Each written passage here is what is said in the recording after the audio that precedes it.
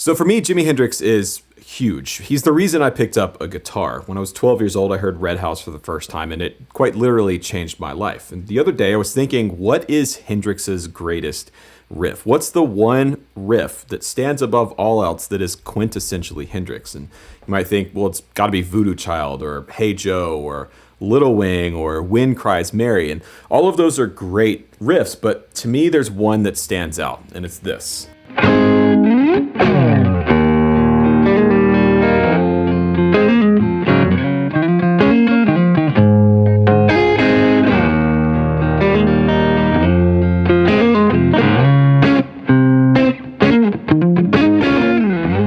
Bold as Love is the perfect Jimi Hendrix riff. It has everything that makes him unique as a player and made him stand out. You can clearly see his influences, where he came from, and you can clearly see how he influenced other players in later decades. But what can we actually learn from this riff? What can we take away and implement into our own playing from Bold as Love? That's what we're going to talk about in today's video. But before we get started, a quick plug for my new video course, the Fretboard Fundamentals Chords and Rhythm course. This course will help you break out of your ruts. It'll help you unlock the fretboard, play in different parts of the neck, understand new chord voicings, create your own chord voicings, and give you some of the core fundamental techniques behind great rhythm guitar, including a whole section on Hendrix. So if you're interested in checking that out, you can get 40% off of the video course via the link in the description box down below. So let's jump in and take a look at Bold as Love.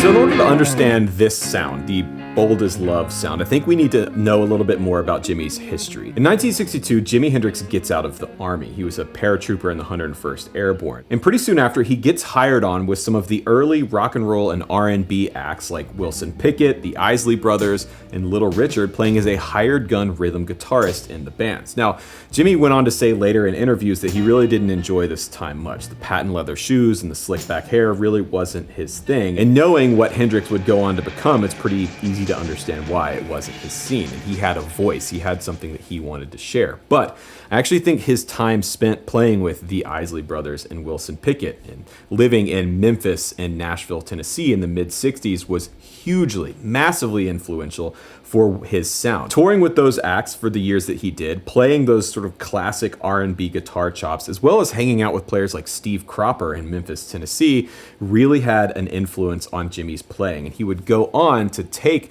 that traditional R&B sound and put, at the time, a modern twist on it. And that Jimi Hendrix twist on that classic sound, I think, is perfectly illustrated in Bold as Love. We see it all over this song. And it's this Hendrix twist, this Hendrix sound that would influence guitar players decades later all the way through today, influencing the neo-soul movement, influencing Stevie Ray Vaughan, John Mayer, and countless other players, myself included. So what's happening in Bold as Love that makes it his greatest riff ever? Okay, so first thing we're gonna do is drop our guitar down a half step to E flat standard. If you know anything about Hendrix, you know that he loved to play in E flat standard or D standard.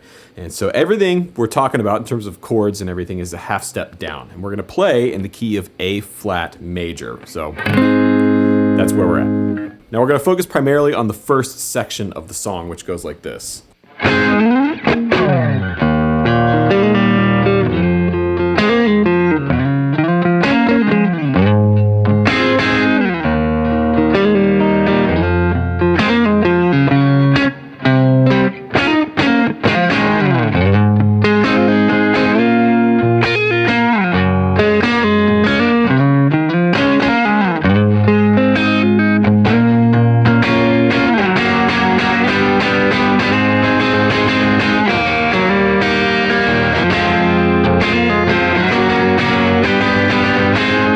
So obviously there's a lot going on there, but we're going to focus on three primary things that we can steal from Bold as Love and implement into our own playing. And the first part is the chord voicings, how Jimi is playing these chords. Now, they're simple. They're just major and minor triads. There's nothing happening here that's super crazy. But instead of playing them like bar chords, like this, for example, Jimi is voicing the chords like this. Now, this is something that tons of players, myself included, do. And there's a specific reason for it. With my thumb wrapped over the top, grabbing the root note of the chord, and my first, second, and third fingers playing the rest of the triad, it leaves me in a really good position to outline the chord and embellish the chord. So I can play a major 9, 13, 13, sus4, or I can get into sus2 kind of territory. It's a lot easier than playing the bar chord version. Same thing happens with the minor voicing. If we look at this F minor chord, the third chord of the progression, Jimmy's playing this. And what's happening there is he's just outlining the minor pentatonic scale that's based around that chord. So with your thumb wrapped over the top of the neck, grabbing the root, it puts your hand in a perfect position to be able to outline. And this is another example of how that sort of early R&B guitar, Steve Cropper kind of thing pops up in Jimmy's playing. This sort of classic.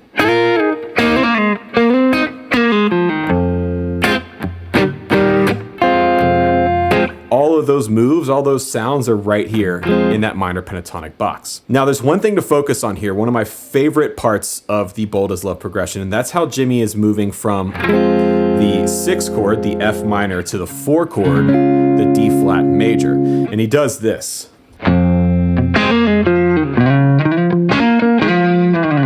Now that's a classic guitar move. You hear it all over the place. But basically what he's doing here is outlining that minor triad like we just talked about, and then sliding up into a 5th string root major chord, just a D flat major chord in this example. And what he's doing is this right here. Now that is such a classic line. Basically, he's moving into what we call a first inversion.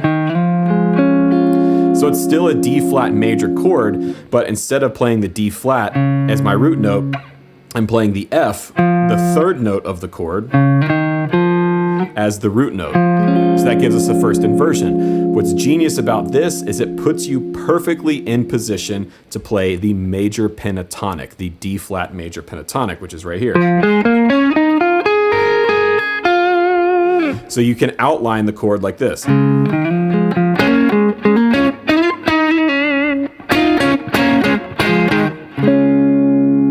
Now this moves into the second point I want to make, and that is how Jimmy outlines and sort of blends rhythm playing and lead playing. He's playing licks and fills while simultaneously playing rhythm for himself. And this makes a lot of sense if you look back at his time playing with the Isley Brothers, for example. He was playing in a pretty big ensemble. There was a pretty large band, and the guitar's role, his role in that band, was a lot of embellishment. It was to play fills and play lines, but also play as part of the rhythm section, and that's what he's doing here. He's combining those two things on one single guitar part. He's playing the rhythm, he's playing the chord changes, but he's also embellishing and playing fills in between and on top of his vocals. And this to me is like quintessential Hendrix. When I think of the Hendrix guitar style, this is what comes to mind. So the thing to focus on here is taking whatever chord you're playing and finding the major or minor pentatonic scale shape that goes with it to outline that chord. So like we've talked about, these minor voicings puts you perfectly in that position to do that kind of thing. The major sound, like... Now the third point I want to make is how Jimmy is approaching common chords, but shifting them and changing them a little bit to fit this style. So if we go to this G flat major that he plays later in the progression, he plays this lick here. And I love this. To me, this sounds very Mayer. I feel like John Mayer pulled this kind of thing from Bold as Love. So essentially what he's doing is taking this G flat major chord, and instead of voicing it like a bar chord or even voicing it like the major triad shape we just had, I believe he's actually playing it like this. So thumb grabbing the root, and then second and third finger grabbing the major third and the fifth. And it allows him to get in this sort of D position here with his first and second finger and play this. Essentially, it's like a G flat major to G flat sus2 kind of sound, G flat power chord, and then back to the major sound. And it sounds like this in context.